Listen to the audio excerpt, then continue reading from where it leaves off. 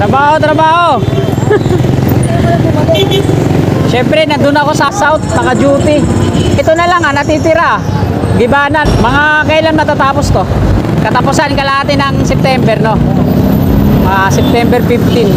Saan nyo dinadala yung mga giniba na yan, yung mga semento? Dito pa lang muna yung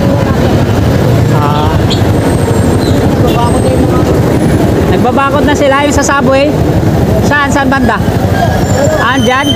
So, ayan mga kasikap, nandito po tayo sa kaba ng Aurora Boulevard. Dito po yung na station ng LRT2. At ayan yung footbridge na yan. So ito, mula dito sa may kanto, to dito, babakuran nila yan hanggang dun sa may unahang building na gigibayin din. So ito na po yung status ni demolish ng Panyoso Trading Demolition.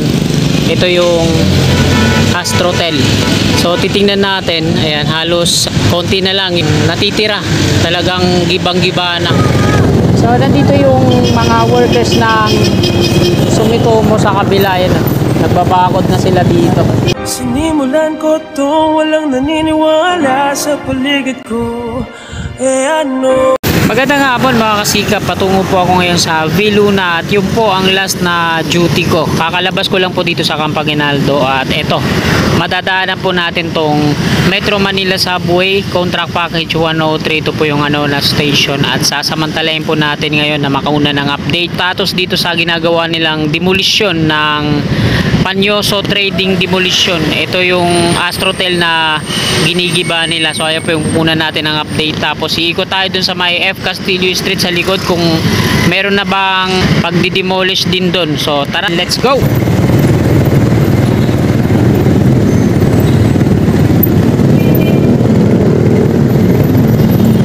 Yan, nandito na po tayo sa Aurora Boulevard. Ito yung patungong Marikina. Eastbound po ito. Labasan na ng mga estudyante dito sa TIP at WCC.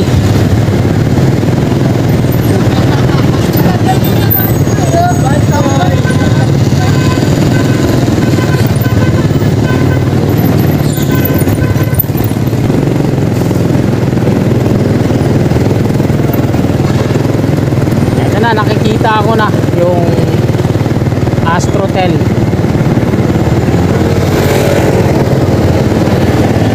Ayun oh. Ito na lang pala sa sa wall na lang yung buo dito, no? Trabaho, trabaho. Siyempre, nandun ako sa nandun ako sa kabila, South, naka-duty. Wala na, ito na lang natitira. Gibanan, no? Kaya nga, no? Mga kailan matatapos to? September, katapusan kalahati ng September, no? September 15, tapos na to. Saan nyo dinadala yung mga giniba na yan, yung mga semento? dito pa lang muna yung Nagbabakod na sila yung sa subway. Saan banda? Andyan? Oo. Ano yan, Sumitomo na yan, yung sa sa Camp Aguinaldo, yung nila, yung dinadala nila dyan. Galing ako doon nakita ko yan sila, yung mga equipment nila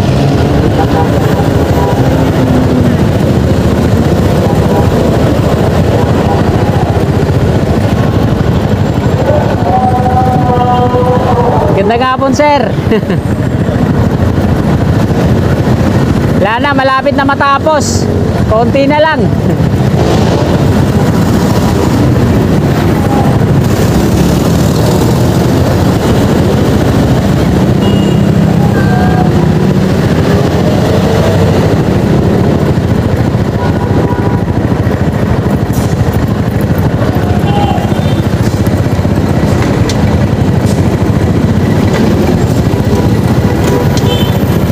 Naglalagay kayo ng para di kayo mainit dyan.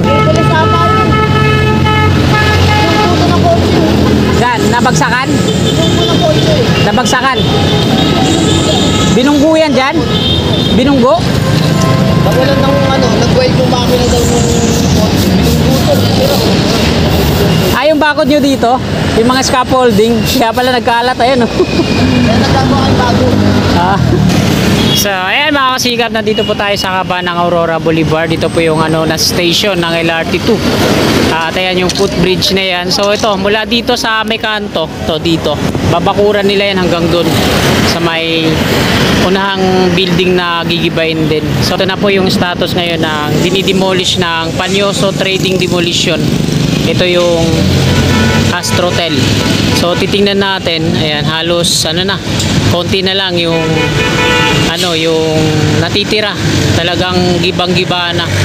So kalahati daw ng Setyembre matatapos na to. Sabi ng kababayan ko na nandito.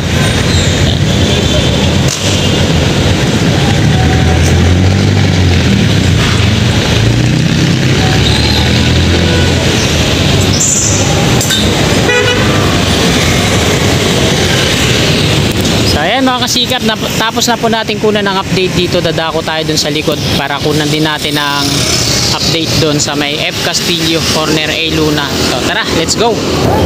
Kabayan, mauna na ako ah. Ayan yung asawa ko sa Galapiti doon. Ayan yan. Puntahan ko sa likod, baka ginigiba na rin.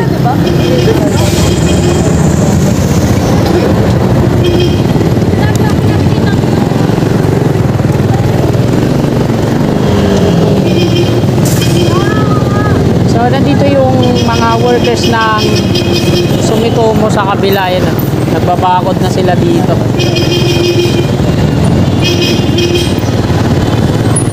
Napansin ko dito na ayan, nagbabakod na sila dito sa part na to. So itong hilera kasi patungo dun sa unahan, yung babakuran nila.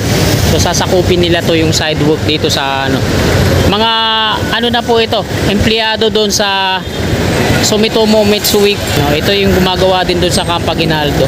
Ayan yung mga naka-white ng helmet tapos naka-cream ng suot. Ayan na po yung mga workers, mga empleyado ng Sumitomo. Bali susunod na to gibahin. O kaya binabakuran nila to dito sa may konti lang yung titira sa sidewalk para bigyan daan lagyan ng mga net yan pababa dito para gibahin naman tong building na to dito sa may kanto kasi ito mismo yung magiging stasyon, yung entrance at exit ng subway. Ito mula dito sa may kanto hanggang dun sa may Astrotel. So dadako na tayo dun sa likod.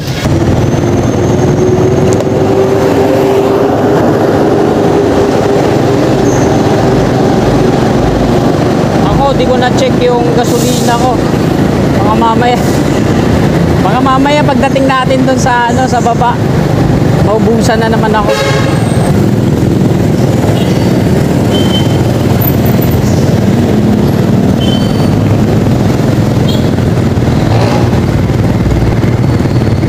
F. Castillo Street na po ito. At pagdating natin doon sa may A Luna ay kakanan naman tayo. Katabi lang yung subway dito sa High Top.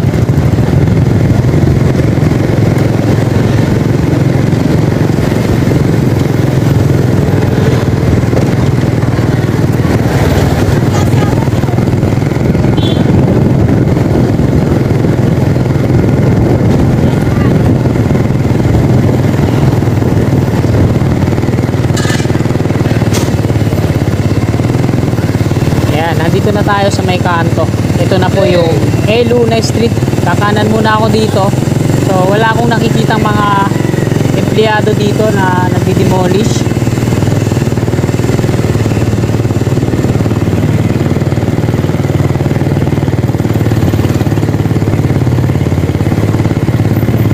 So check naman natin dito sa kanan. Ito yung binabakuran nila nung nakaraan. Mga empleyado ng Sumitomo Mitsui. So sa loob may mga nagsi-self demolish, pero dito sa labas din natin makikita.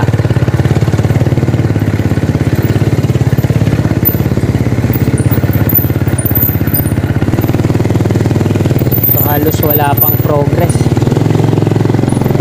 Ito po yun dito sa may kanto. Yan, may nakalagay na acquired from MMSP.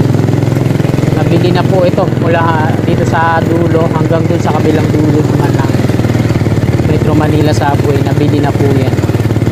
So sa ngayon wala pang demolition, no? Maliban dun sa unahan sa may Aurora Boulevard. So yung mga blue sticker na nakita ko dito yun. Ayan, yung building na to dito. Natanggal na yung mga, ang nakadikit na mga sticker niyan dito, yung blue sticker tapos yung green. So wala nang mga sticker, burado na, no?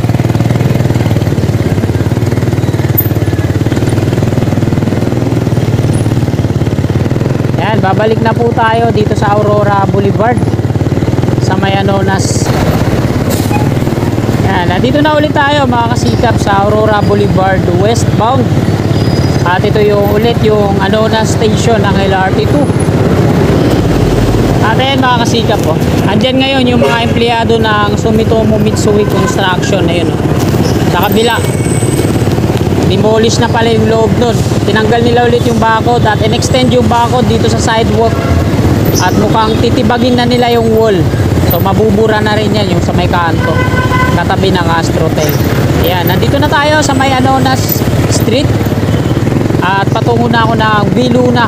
Ayan mga kasikap, dito na po nagtatapos tong video na to. Maraming pong salamat sa walang sawa at kumpay nyong pagsuporta sa aking munting YouTube channel. At sana bago nyo lisanin tong video na to, palike na lang po sa mga kasikap natin na naabot na hindi pa po nakakapag-subscribe at willing po kayo na sumuporta sa akin.